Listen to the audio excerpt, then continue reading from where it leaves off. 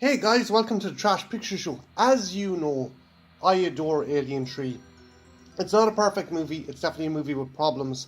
And the studio knew this.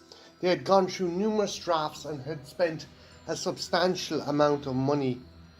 So I think Fox at the time decided to hedge their bets and market the ever-living shit out of Alien 3. And as a result, we got some very interesting oddities with this movie. Nowadays, it's the norm for a studio to have a big multimedia push with a movie. However, back then, in 1992, with an NC-17 flick, it was a rarity. And the first thing they did was release a very, very deceptive teaser trailer.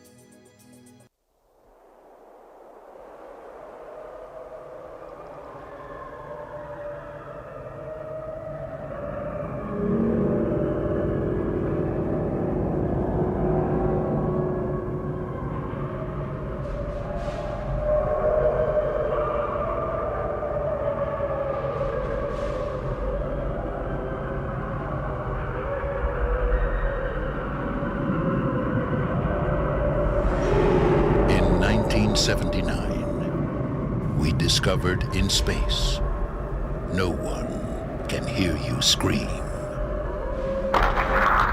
In 1992, we will discover on Earth, everyone can hear you scream.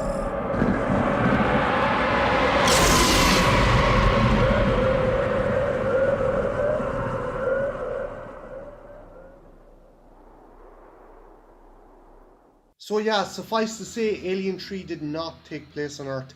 This trailer was released before any part of Alien 3 went into production. This was essentially Fox trying to whet the beaks and appetites of fans of the franchise.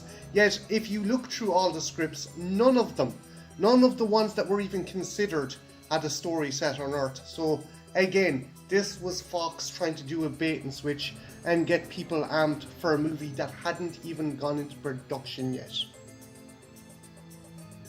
Speaking of wetting beaks, Fox decided to go into overdrive in cross-marketing and decided to try and appeal to the choice of a new generation. And they released this trailer, which I still find fucking hilarious to this day. Check it out.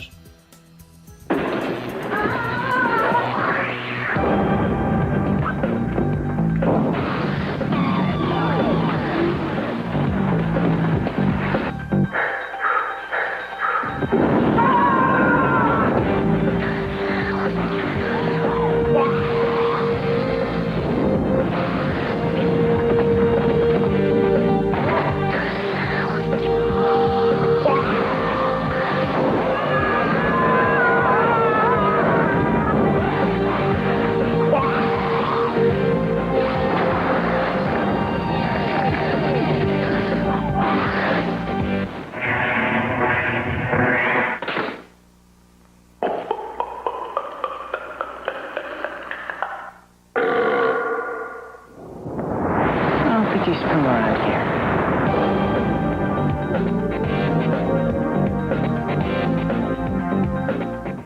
There was that trailer. I don't know who the fuck those Bill and Ted dudes were supposed to be, and I don't know why the runner xenomorph sounded like it was given a really sloppy blowjob. But if you are confronted by a xenomorph and don't have a pulse rifle, whip out a can of Pepsi and you'll be safe as houses. Again, trying to appeal to the new generation, there was numerous adaptations of Alien 3 video games. And yeah, here is some of the more notable ones. First of these that we're going to look at is actually one of two Alien 3 adaptations I own. And this is for the original Game Boy. This game is essentially an over-the-top isomorphic RPG, which sees you as Ellen Ripley on Fiorina trying to find parts for your EEV and escape before Will and Yutani arrives and takes you along with samples of the alien. This game is not easy to just pick up and play. It requires a lot of strategy and thinking. Now keep in mind, it is for the original Game Boy, so you're not going to get something graphically astounding. What you do get is an over-the-top view of Ripley going around the prison looking for supplies in order to fight the aliens and also do other missions such as turn off vent and shaft fans, try and rescue prisoners, and incinerate the eggs. The game culminates with you facing off against the Queen and actually surviving, escaping in your EEV and managing to thwart Weyland-Yutani once again. Next up is the second Alien 3 video game adaptation I own, and what I consider to be the best out of all the video game adaptations. Ironically, this was released by LJN. Yes, Laughing Joking Numbnuts released a decent game. In fact, more than decent. This game is fantastic. At least for the Super Nintendo, this version of Alien 3 is spectacular. Visually and graphically, it's a gorgeous game to look at and a fun game to play. Essentially, it roughly follows the plot of Alien 3, and with most of these games, you guys probably noticed, you will be battling not one but hordes of xenomorphs with weapons. Very, very much a big deviation from Alien 3, but regardless, it's still a fun game to play. At the end of the day, you really couldn't have an unarmed Ripley going into a prison fighting one xenomorph. That would be something more akin to today's Alien Isolation. This game is very much a Contra clone, which ironically, Contra took a lot of elements from the Alien franchise to create, but whereas most Contra clones are pale imitators, this does a fantastic job. As it could easily be a run and gun game, this gives you missions. You have to fulfill different tasks throughout different levels, such as finding prisoners, sealing off different areas of the prison, and also destroying hidden nests.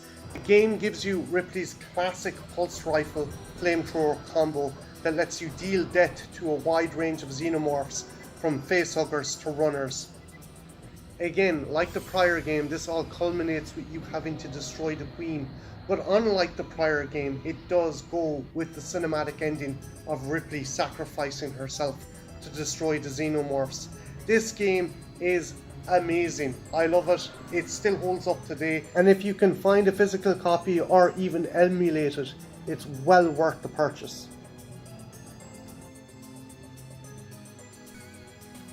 The last offering from Nintendo is what I consider to be their weakest. Alien 3 for the NES is unforgiving and graphically unremarkable.